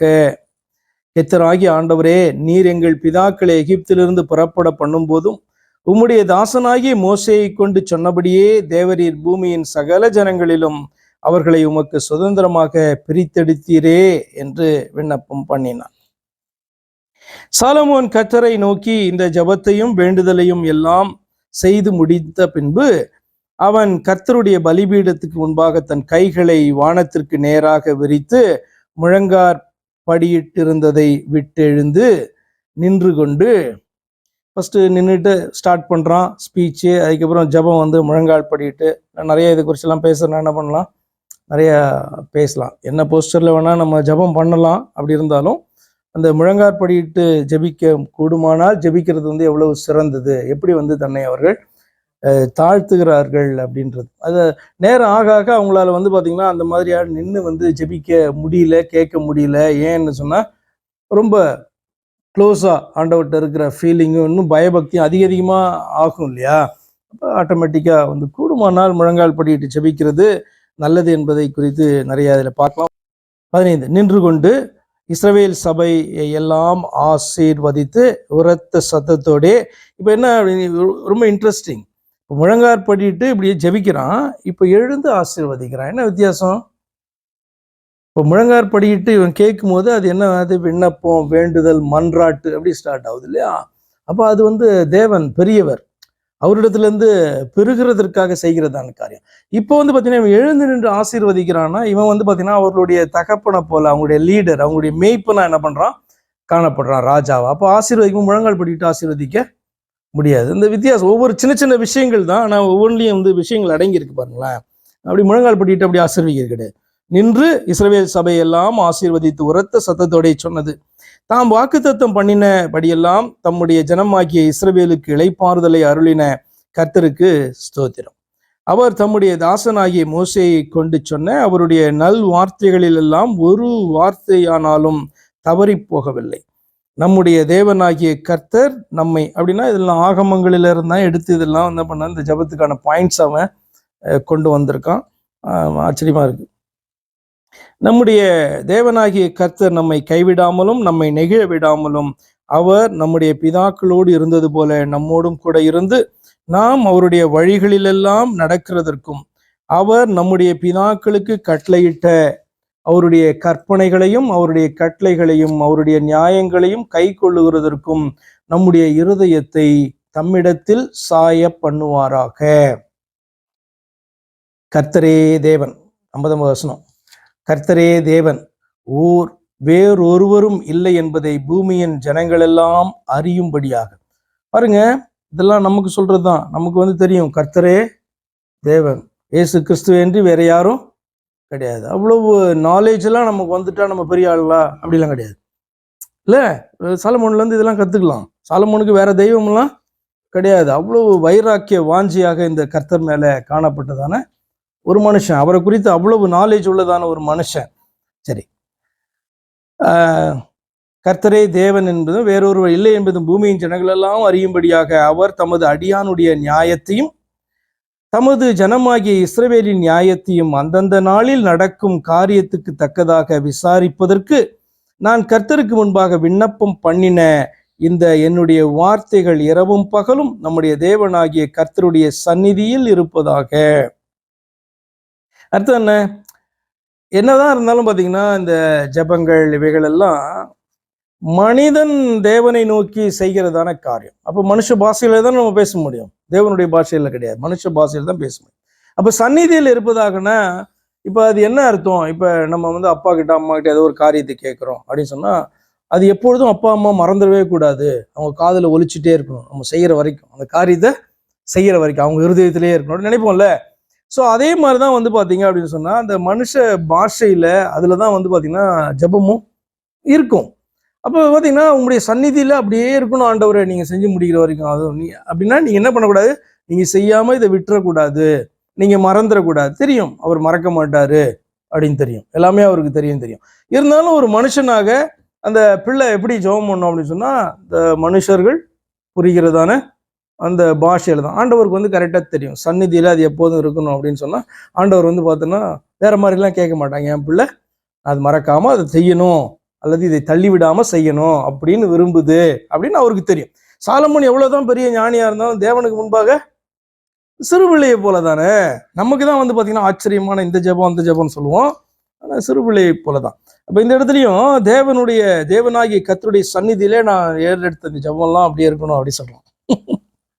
61 அதனால் இந்நாளில் இருக்கிறது போல நீங்கள் அவர் கட்டளைகளில் நடந்து ஜனங்கள்கிட்ட அவர் கற்பனைகளை கைக்கொள்ள உங்கள் இருதயம் நம்முடைய தேவனாகிய கர்த்தரோடு உத்தமமாய் இருக்க கடவுது. ஜனங்களுக்கு அட்வைஸ். பின்பு ராஜாவும் அவனோடு இருந்த இஸ்ரவேலர் அனைவரும் கர்த்தருடைய சந்நிதியில் பலிகளை செலுத்தினார்கள். அப்ப கர்த்தருடைய சந்நிதி அப்படின்னு சொன்னா இப்ப நம்ம எப்படி பார்த்தோம்? சந்நிதியில ஸ்டார்டிங்க சந்நிதி ஸ்தானமாகிய மகா பரிசுத்த ஸ்தலத்தில் எப்படி பார்த்தோம். இப்போ பலிபீட சந்நிதி அப்படின்னா என்ன அர்த்தம்? இது வெளி பிரகாரத்தில் தானே. பலிபீடம் எங்க இருக்கும்? பலிபீடம். இன்னைக்கு கூட நிறைய பாஸ்டர்ஸ் பலிபீடத்துல பேசுறேன்னு வாங்க. அவங்க என்னென்ன புல்பீட்ல இருந்து பேசுறதுதான் பலிபீடத்துல. அவங்களுக்குலாம் நிறைய டீச்சிங் அவேர்னஸ் செஷன்லாம் அவங்களுக்கு கொடுக்கணும்னு வச்சுக்கோங்களேன். பலிபீடத்துக்கும் அதுக்கும் சம்பந்தம் கிடையாது. சரி, இங்க வருவோம். இப்போ இது சந்நிதி அப்படின்றது இந்த பலிபீடத்துல. ஏன்னா பாத்தீங்கன்னா அங்க கொடுக்கறதான அந்த பலிகள் எல்லாம் கர்த்தருக்கு இல்லையா. என்ன அப்படின்னு சொன்னா தேவனிடத்துல இரக்கத்தை பெற வேண்டும் என்று சொல்லி ஜனங்க சாக்ரிஃபைஸ் பண்ணுகிறது, அதுவும் அவர் கொடுத்ததான அந்த பிரமாணங்களின் படி அந்த காரியத்தை பெர்ஃபெக்டா செய்து முடிக்கிறது, விசுவாசத்தோடு கூட செய்து முடிக்கிறது இல்லையா. பண்ணின என்னுடைய வார்த்தைகள் இரவும் பகலும். எந்த வசனம்? 61 முடிச்சாச்சுல. 62. பின்பு ராஜாவும் அவனுடைய அந்த இஸ்ரவேல் அனைவரும் கர்த்தருடைய சந்நிதியில் பலிகளை செலுத்தினார். சாலமோன் கர்த்தருக்கு சமாதான பலிகளாக 20,000 மாடுகளையும் 120,000 ஆடுகளையும் பலியிட்டான். உண்மையா இருக்குமா பொய்யா? ஏன்னா இதில் பொய் சொல்லாது இல்லை பைபிள்ல. அப்போ கொஞ்சம் நீங்க யோசித்து பார்த்தீங்கன்னா பயங்கர ஆச்சரியமா இருக்குது. 20,000 மாடுகள் 120,000 ஆடுகளையும் எவ்வளவு பெரியதான வேலையா இருக்கும் பாருங்களேன். இதை கொடுக்கறது சாக்ரிஃபைஸ் பண்றது ஒண்ணு, அது பாத்தீங்கன்னா எல்லாமே பழுதற்றதா வேற கொண்டு வந்திருக்கணும். இவ்வளவு ஆடுகளையும் அங்க அடிச்சதை இப்பதான் முன்னாடி பார்த்தோம் நம்ம போன அதிகாரத்துல. எவ்வளவு பெரியதான அந்த கடல் தொட்டின்றது எவ்வளவு பெருசு இருக்கும், அப்புறம் பலி எடுக்கிறதான அந்த பலிபீடம் எவ்வளவு பெருசு இருக்கும், அதெல்லாம் பாத்தீங்கன்னா இவ்வளவு தாங்குமா? கொஞ்சம் சிந்திச்சு பாருங்க. கொஞ்சம் கொஞ்சமா தான் என்ன பண்ண முடியும், அவர்கள் பண்ணணும். எப்படி பண்ணாங்க, எவ்வளவு நாள் பண்ணாங்கன்னு தெரியல, பட் ஆனால் உண்மை. கர்த்தருக்கு ஆலயத்தை பிரதிஷ்டை பண்ணினான். இவ்விதமாக ராஜாவும் இஸ்ரவேல் புத்திரரும் கர்த்தருடைய ஆலயத்தை பிரதிஷ்டை பண்ணினார். கர்த்தருடைய சந்நிதியில் இருந்த வெண்கல பலிபீடம் சர்வாங்க தகன பலிகளையும் போஜன பலிகளையும் சமாதான பலிகளின் நினைத்தையும் கொள்ள மாட்டாமல் சிறிதாய் இருந்தபடியினால் ராஜா கர்த்தருடைய ஆலயத்திற்கு முன் இருக்கிற பிரகாரத்தின் நடுமையத்தை பரிசுத்தப்படுத்தி அன்றைய தினம் அங்கே சர்வாங்க தகன பலிகளையும் போஜன பலிகளையும் சமாதான பலிகளின் நினத்தையும் செலுத்தினான். டெம்பரரியா ஒரு ஆல்டரையும் ரெடி பண்ணி என்ன பண்றாங்க, அதை பிரதிஷ்டை பண்ணி இந்த பலிகளை செலுத்துறாங்க. அக்காலத்தில் தானே சாலமோனும் ஆமாத்தின் எல்லை தொடங்கி எகிப்தின் நதி மட்டும் இருந்து வந்து அவனோட இருந்த பெரிய கூட்டமாகிய இஸ்ரவேல் அனைத்தும் நம்முடைய தேவனாகிய கர்த்தருடைய சந்நிதியில் 7 நாளும் அதற்கு பின்பு வேறே 7 நாளும் ஆக 14 நாள் வரைக்கும் பண்டிகையை ஆசரித்தார்கள். அவ்வளவு நாட்கள். நமக்கு கூடார பண்டிகைன்றது தான் நீங்கள் 7 நாள் பார்ப்பீங்கல்ல, இது வந்து ஸ்பெஷல்ன்றதுனால இன்னும் 7 நாள் சேர்த்து என்ன பண்ணுறாங்க, அதை ஆசரித்தார். 8ஆம் நாளிலே ஜனங்களுக்கு விடை கொடுத்து அனுப்பினான். அவர்கள் ராஜாவை வாழ்த்தி, கர்த்தர் தமது தாசனாகிய தாவீதுக்கும் தமது ஜனமாகிய இஸ்ரவேலுக்கும் செய்த எல்லா நன்மைக்காகவும் சந்தோஷப்பட்டு மன மகிழ்ச்சியோடு தங்கள் கூடாரங்களுக்கு போய்விட்டார்கள். ஆமாத்தின் எல்லை தொடங்கி எகிப்தின் நதி மட்டும் இருந்து வந்து அவனோடே இருந்த பெரிய கூட்டமாகிய இஸ்ரவேல் அனைத்தும். ஆமாத்தின் எல்லைன்னா என்னதுன்னு தெரியல எனக்கு. எகிப்தின் நதி மட்டும் இருந்து அவனோட இருந்த பெரிய கூட்டமாகிய இஸ்ரவேல் ஜனங்கள் தேவனாகிய கர்த்தருடைய சந்நிதியில 7 நாளும் ஆசரித்தார். இப்படிப்பட்டதான ஒரு ஒரு விசேஷமான ஒரு சாப்டர் இந்த 8வது சாப்டர். இதில் வந்து நம்ம என்னதான் வந்து ரியல் லேர்னிங்காக நான் என்ன பார்க்குறேன் அப்படின்னு சொன்னால், இப்படிப்பட்டதான விசேஷமான ஒரு மனுஷன், ஆண்டவரை குறித்து இவ்வளவு அறிவு பெற்றவன், இந்த பூமியிலே அவனுக்கு இல்லாததான ஆசீர்வாதங்களே கிடையாது. எத்தனையோ பேருக்கு கிடைக்காததான அந்த ஆவிக்குரிய ஆசீர்வாதத்தையும் பார்த்தீங்க அப்படின்னு சொன்னால் பெற்றிருந்த ஒரு மனுஷன். 11ஆம் அதிகாரத்தை நீங்கள் போய் பார்த்தீங்கன்னா எப்படி இப்படி ஆனா நீங்கள் தான் எனக்கு பதில் சொல்லணும்னா வாசிக்கலாம். 4வது வசனம் இருந்து வாசிக்கலாம். சாலமோன் வயது சென்றபோது அவனுடைய மனைவிகள் அவன் இருதயத்தை அந்நிய தேவர்களை பின்பற்றும்படி சாய பண்ணினார்கள். அதனால் அவனுடைய இருதயம் அவன் தகப்பனாகிய தாவீதின் இருதயத்தைப் போல அவன் தேவனாகிய கர்த்தரோடே உத்தமமாய் இருக்கவில்லை. சாலமோன் சீதோனியர்களின் தேவியாகிய அஸ்தரோத்தையும் அம்மோனியரின் அருவருப்பாகிய மில்கோமையும் பின்பற்றினான். இப்ப தன்னுடைய ஸ்திரீகளுக்காக போயிட்டு அந்த ஆலயத்து முன்பாக நின்று பணிந்து கொண்டான் அப்படின்றதெல்லாம் கடந்து இவைகளை பின்பற்றினானே இருக்கு. சீதோனியருடைய தேவியாகிய அஸ்தரோத்தையும் அம்மோனியரின் அருவருப்பாகிய மில்கோவையும் பின்பற்றினான். சாலமோன் தன் தகப்பனாகிய தாவீதை போல கர்த்தரை பூரணமாய் பின்பற்றாமல் கர்த்தரின் பார்வைக்கு பொல்லாப்பானதை செய்தான். அப்பொழுது சாலமோன் எருசலேமுக்கு எதிரான மலையிலே மோவாபியரின் அருவருப்பாகிய காமோசுக்கும் அம்மோன் புத்திரின் அருவருப்பாகிய மோலேகுக்கும் மேடையை கட்டினான். இப்படியே தங்கள் தேவர்களுக்கு தூபம் காட்டி பலியிடுகிற அந்நிய ஜாதியாரான தன் ஸ்திரீகள் எல்லாருக்காகவும் செய்தான். ஆகையால் இஸ்ரவேலின் தேவனாகிய கர்த்தர் சாலமோனுக்கு 2 விசை தரிசனமாகி அந்நிய தேவர்களை பின்பற்ற வேண்டாம் என்று கட்டளையிட்டிருந்தும் அவன் கர்த்தரை விட்டு தன் இருதயத்தை திருப்பி அவர் கற்பித்ததை கை கொள்ளாமற் போனது நிமித்தம் கர்த்தர் அவன் மேல் கோபமானார். ஏன் இவன்கிட்ட வந்து 2 தடவை பேசணும்னு நினைக்கிறீங்க ஆண்டவர்? நீங்க சாலமோனுடைய வரலாறு நீங்க பார்த்துட்டு வரும்பொழுது கர்த்தர் வந்து தாவீதுகிட்ட பேசும்போது சொல்லுவாரு, அவன் மூலமா இந்த காரியத்தை நான் பண்ண போறேன், அவனை வந்து நான் வந்து அவனிடத்துல அன்பா இருப்பேன் அப்படின்னு சொல்லுவார். கர்த்தர் அவனிடத்துல அன்பா இருப்பேன்னு சொன்ன மாதிரியே அவ்வளோ வந்து அவனை நேசிச்சு கர்த்தர் என்ன பண்ணாங்க, அவனை கனப்படுத்தி அப்படிப்பட்டதான ஒரு சமாதானமான வாழ்க்கையை வந்து கர்த்தர் வந்து சாலமோனுக்கு கொடுத்திருந்தார். அப்ப அவனுக்கு வந்து 2 தடவை வந்து சொல்லணும்ல. இன்னைக்கு இருக்கிற நிறைய பாஸ்டர்ஸ்ட்டு கர்த்தர் நிறைய தடவை பேசியிருப்பார். என்னதான் பேசினாலும் என்ன பண்ணுவாங்க, அவங்க கேட்க மாட்டாங்க. சரி, ஓகே, வருவோம். இஸ்ரவேலின் தேவனாகிய கர்த்தர் சாலமோனுக்கு 2 விசை தரிசனமாகிய அந்நிய தேவர்களை பின்பற்ற வேண்டாம் என்று கட்டளையிட்டிருந்தும் அவன் கர்த்தரை விட்டு தன் இருதயத்தை. உங்களுக்கு ஏதாவது புரியுதா சொல்லுங்க, ஏன் இப்படி ஆனா சாலமோன்? நிறைய ஸ்திரீகளை விவாகம் பண்ணினா அப்படின்றது மட்டும் ஒரு ரீசனா இருக்குமா? ஏன் அப்படின்னா அதுக்கப்புறம் நம்ம பார்க்குறோம், சாலமோன் வயது சென்ற போது அவனுடைய மனைவி வயது சென்றா வந்து அறிவு வந்து வளரும்ல, குறையுமா? அறிவு குறைஞ்சிருமா? அறிவு குறையாது, அறிவு வந்து வளர்ந்துருக்கும். எவ்வளோ வயசாகுதோ அவ்வளோ வந்து அறிவுனா என்ன அப்படின்னு சொன்னா காரியத்தை நாலேஜ், எக்ஸாக்ட்லி நாலேஜ், காரியத்தை தெரிந்து கொள்ளும். அப்போ நீங்கள் ஒவ்வொரு வருஷமும் உங்களுக்கு அதிகமான நாலேஜ் தான் வளருமே ஒழிய அது குறையாது. அறிவு வந்து குறையவே குறையாது. அறிவு கூர்மை வேணா குறையலாம் வேணா, ஆனால் அறிவு வந்து பார்த்தீங்கன்னா குறையாது. ஏன்னா நீங்கள் நாட்கள் ஆக ஆக இப்போ ஃபஸ்ட் ஸ்டாண்டர்ட் படிக்கிற பிள்ளையும் 5th ஸ்டாண்டர்ட் படிக்கிற பிள்ளையும் ஏன் வந்து 5th வந்து அறிவு அதிகமாக இருக்கு? சரி 12th முடிச்சிடுச்சு சரியா, அதுக்கப்புறம் அந்த பிள்ளைய ஒரு ஒரு 5 வருஷம் படிக்காம கூட நீங்கள் நிறுத்திடுங்க, ஆனாலும் அதனுடைய அறிவு வளர்ந்துருக்கும். காரணம் என்ன? அனுபவம். நிறைய வெவ்வேறு காரியங்களை வந்து தெரிந்து கொண்டிருக்கும், அறிவு வளர்ந்துருக்கும். அது நல்ல அறிவா இருக்கும் இல்லை கெட்ட அறிவா இருக்கும். எந்த சப்ஜெக்டை குறிச்சா இருந்தாலும் அறிவு என்பது அது பெருகி கொண்டே போகும். விஸ்டம் வந்து வேற, ஞானம் என்பது வேற, விவேகம் என்பது வேற, புத்தி என்பது வேற. ஆனா அறிவு என்பது வந்து பாத்தீங்கன்னா நாலேஜ், நோயிங் சம்திங், நோயிங், அதுதான் வந்து பாத்தீங்கன்னா நாலேஜ். அப்ப சாலமோனுக்கு வந்து வயதான போது அறிவு வந்து அதிகமாக தான் இருந்திருக்கும். ஏற்கனவே இவர் பயங்கர வயசுன்னு பேரெல்லாம் வாங்கியிருக்கிறாரு. மனோவிருத்தி வந்து பாத்தீங்கன்னா அவனுக்கு காணப்பட்டுச்சு, யாருக்குமே இல்லாத அளவுக்கு காணப்பட்டுச்சு. அப்படின்னா என்ன காரணம்? ஏன்? யாராவது இதுக்கு ஆன்சர் வச்சிருக்கீங்களா? அதனால தான் சொன்னேன், சாலமோன் அப்படின்ற ஒரு கேரக்டர் ஒரு மிஸ்டரி. எப்படி?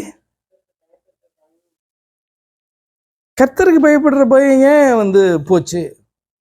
கர்த்தர் வந்து பார்த்தீங்கன்னா இவன்ட்டெல்லாம் நேராக வேற பேசுறாரு. வந்து ராஜாவா வரும்போதே சொப்பனத்தில் பேசியிருக்காரு. பேசி என்ன கேட்டானோ அதை கொடுத்தாரு. அதை வேற அப்ரிஷியேட் வேற பண்ணாரு ஆண்டவர். அதுக்கப்புறம் எவ்வளோ பெரியதான தீர்ப்புகள் எல்லாம் பண்ணி எவ்வளோ வந்து பார்த்தீங்கன்னா கனம் பெற்றவனாக இவன் மாறி இருந்தான். இன்ஸ்பைட் ஆஃப் ஆல் தட் யாருக்குமே தாவீதுக்கு கிடைக்காததான ஸ்லாக்கியம் தானே இவனுக்கு கிடைச்சது. விரும்பினவன் அவன், கட்டணம் இவன் தானே, இவனை தானே சூஸ் பண்ணாரு. அப்படிப்பட்டதான ஒரு மனுஷன் ஏன் வந்து இப்படி வந்து, அதுவும் இவ்வளோ இந்த லிஸ்ட்டை பார்த்தீங்கன்னா சீதோனுடைய அஸ்தரோத்து, மில்கோமு, அதுக்கப்புறம் வந்து பார்த்தீங்கன்னா மோவாபியருடைய அருவருப்பு காமோஸு, அப்புறம் மோலேக், இதெல்லாம் வந்து பார்த்தீங்கன்னா அவன் வந்து பின்பற்றி இருக்கிறான்.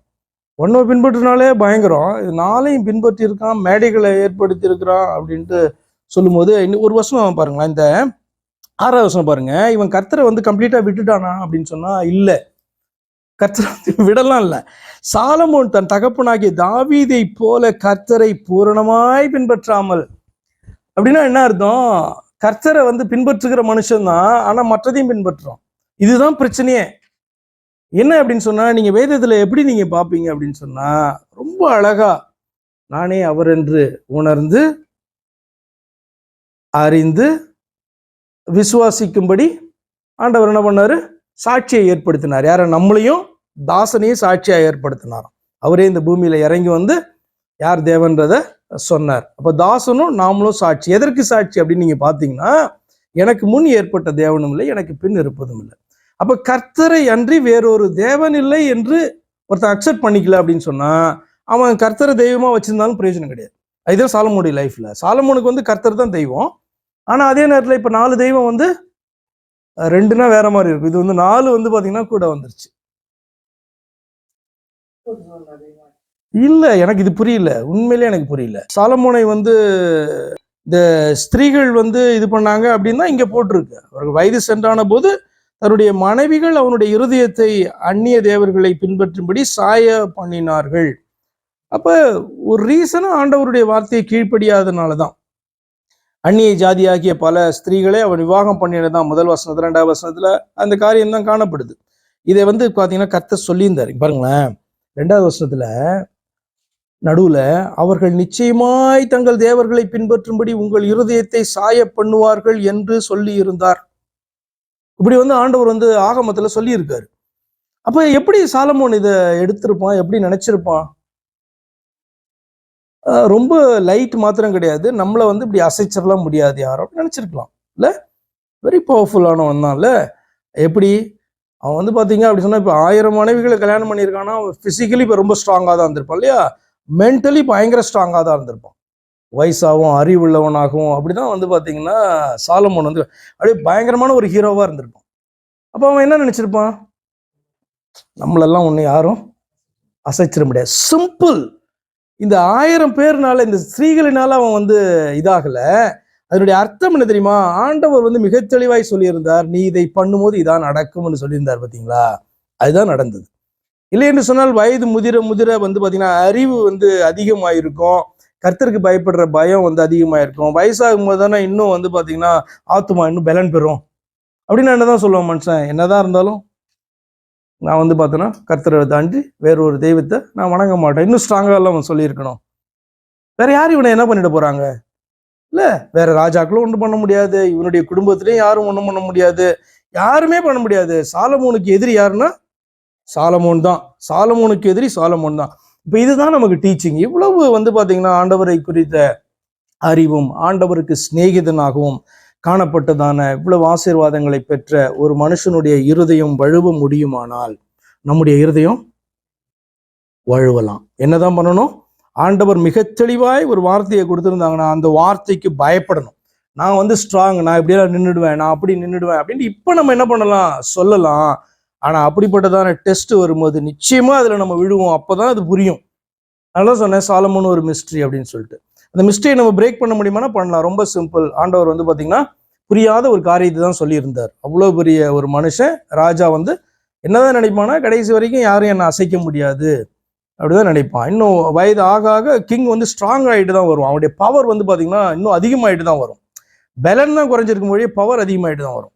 அப்படி இருக்கவே எப்படி வந்து இவ்வளோ ஈஸியாக வந்து பார்த்தீங்கன்னா அது விசேஷமாய் ஆண்டவர் கொடுத்ததான அந்த முதல் பிரதான கற்பனையை மீறின ஒரு மனுஷனாக வந்து பார்த்தீங்கன்னா, அதுவும் யாரு? தாவீதினுடைய மகன். யாருடைய பிள்ளையா கிடையாது, தாவீதினுடைய மகன் அப்படின்னா இது வந்து நமக்கு இன்னைக்கு டெஸ்ட். இன்னைக்கு தேவ பிள்ளைகளை நம்ம காணப்படலாம். ஆண்டவரை குறித்து வேற யாரும் அறிய முடியாத அளவுக்கு நாம் என்ன பண்ணியிருக்கலாம், அறிந்திருக்கலாம். ஆனாலும் கூட சாலமோன் நமக்கு ஒரு உதாரணம். எந்த ஒரு மனுஷனும் வந்து விழ முடியும் என்று பவுல் சொல்லுகிறதை போல நிற்கிறேன் என்று எண்ணுகிறவன் பயபக்தியோடு கூட கிருபையினால நிற்கிறோம் என்கிறதான உணர்வோடு கூட நம்ம காணப்படுவோம் என்று சொன்னால் ஈஸியாக வந்து பார்த்தீங்க அப்படின்னு சொன்னால் பிசாசு வஞ்சிக்க முடியாது. யாராவது ஜெபம் பண்ணி முடிக்கலாமா? ஏதாவது கேள்வி இருக்கா?